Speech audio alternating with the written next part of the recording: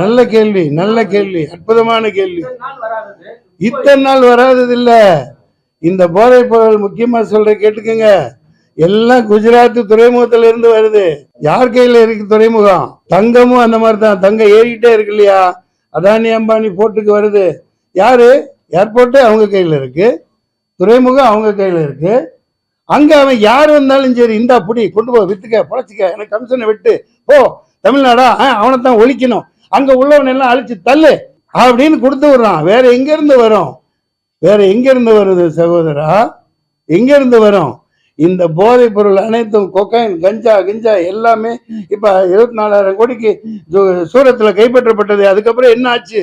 இப்படித்தான் ஆச்சு. சட்டம் யார் ஜாபர் சாதிக்கா இருக்கட்டும், யாரா இருந்தாலும் சரி, தலையை வெட்டு. போதைப் பொருள் விற்கிறவன தலையை வெட்டு. 2 பேரை வெட்டி போடு, 4 பேரை வெட்டு. அடுத்து பண்ணுவானா பாரு.